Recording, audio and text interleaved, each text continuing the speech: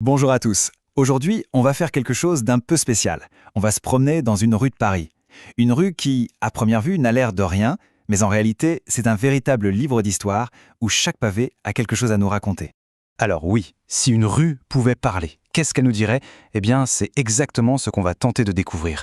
On va remonter le temps, ensemble, et suivre cette rue qui a été le témoin de tout.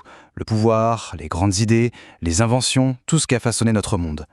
Allez, on commence notre balade. Premier arrêt, le VIe siècle. On est à l'abbaye de Saint-Germain-des-Prés.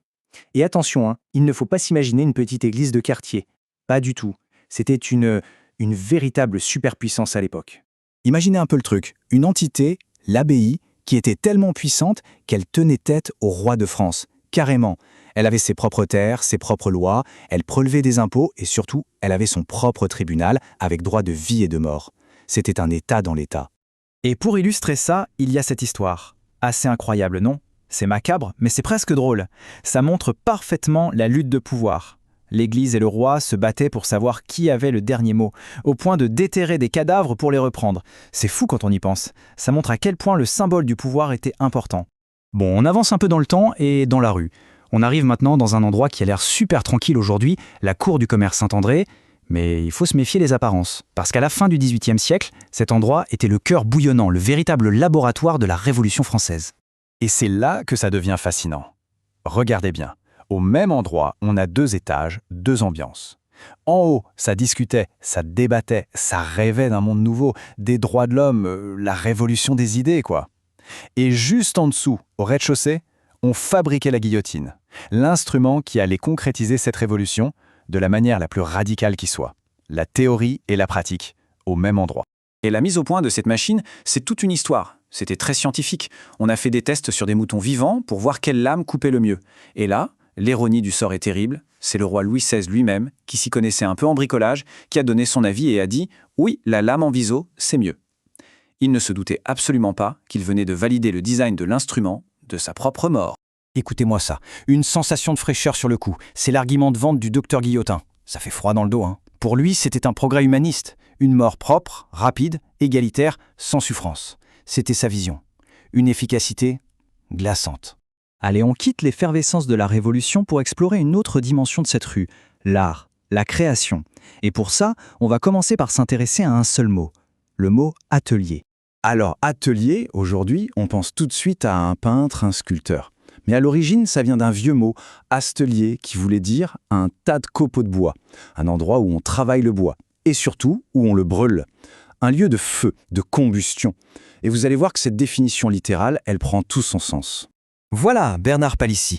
Ce céramiste était obsédé. Il voulait percer le secret de l'émail. Et pour que son four soit assez chaud, il a tout brûlé. Absolument tout ce qu'il possédait.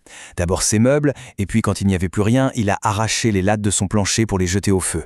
Il a littéralement mis le feu à sa propre maison pour son art. Son atelier, c'était un brasier. Et ce feu créateur des siècles plus tard, il brûle toujours dans cette même rue. En 1936, c'est dans son atelier, ici, que Pablo Picasso, consumé par la rage, peint Guernica. Et il y a cette anecdote célèbre. Un officier allemand lui demande « C'est vous qui avez fait ça ?» Et Picasso du tac au tac, qui répond « Non, c'est vous. » Puis, ok, on avance encore. Et là, attention, c'est un vrai tournant. On est en 1852 et un bâtiment va tout changer, le Bon Marché. Ce n'est pas juste un magasin, c'est le symbole d'une nouvelle ère. Le commerce, la consommation sont en train de remplacer la religion comme centre de la société. Et le premier secret de ce temple de la consommation, il est juste sous ses fondations. Le Bon Marché a été construit sur deux anciens cimetières. C'est quand même dingue, non? Le paradis du shopping bâti sur le lieu du repos éternel. Le paradis terrestre qui prend la place du paradis céleste. Le symbole est extrêmement fort. Deuxième secret, Aristide Boucicaut, le propriétaire, s'est présenté comme l'inventeur du grand magasin. Un coup de génie marketing. Sauf que ce n'était pas tout à fait vrai. Le premier avait ouvert bien avant. Mais Boucicaut a su raconter la meilleure histoire. Déjà à l'époque, la communication était essentielle. Et puis il y a un côté beaucoup plus sombre. Troisième secret, ce nouveau monde de tentation a eu des conséquences tragiques. Entre 1884 et 1886, 17 femmes se sont suicidées. Pourquoi? Parce qu'elles avaient été surprises en train de voler à l'étalage. La pression, la honte, c'était le prix à payer pour cette nouvelle société de consommation. Mais ce bâtiment a connu une autre facette. Quatrième secret, pendant le siège de Paris en 1870, la ville mourait de faim. Et le Bon Marché, ce temple du luxe, s'est transformé en centre de distribution de nourriture pour 600 000 Parisiens. Du luxe à la survie. Ça montre à quel point un lieu peut se réinventer. Allez, on arrive à la fin de notre parcours. Et on termine avec 2 étincelles de génie qui nous propulsent dans le monde moderne. Et tout ça, bien sûr, toujours dans notre rue. Alors là, on a une histoire d'invention comme on les aime. Le docteur Laennec n'arrive pas à entendre le cœur d'une patiente. Il se souvient alors avoir vu des enfants jouer à transmettre des sons via une poutre en bois. Eureka! Il prend son cahier, il le roule en tube, le pose sur la poitrine de la patiente, et le son est d'une clarté incroyable. Il vient d'inventer le stéthoscope, tout simplement. Et bien sûr, comme toute grande invention, au début tout le monde s'est moqué de lui. Ses collègues l'appelaient le cylindromane, le fou du cylindre. Ironique, non? Aujourd'hui, ce cylindre, c'est le symbole universel du médecin partout dans le monde. Et on termine avec une dernière histoire, celle d'un échec magnifique. En 1834, un certain Charles Dietz lance un bus à vapeur. Le truc est monstrueux, ça fait un bruit d'enfer, bref, c'est un flop total. Mais, pour que le voyage soit moins tape-cul, Dietz a eu l'idée d'enrouler les roues avec du caoutchouc. Et sans le savoir, il venait de créer l'ancêtre du pneu. Comme quoi, même d'un échec peut naître une idée de génie. Alors voilà, notre promenade est terminée. On a vu une seule et même rue se transformer. D'abord le domaine d'une abbaye, puis le cœur de la Révolution, puis un temple du commerce, et enfin un laboratoire pour les artistes et les inventeurs.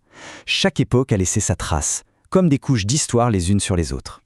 Et ça nous laisse avec une question finalement. La prochaine fois qu'on marchera dans une rue, n'importe laquelle, quelles histoires cachées est-ce qu'on pourrait y trouver? Il suffit peut-être juste de regarder un peu différemment.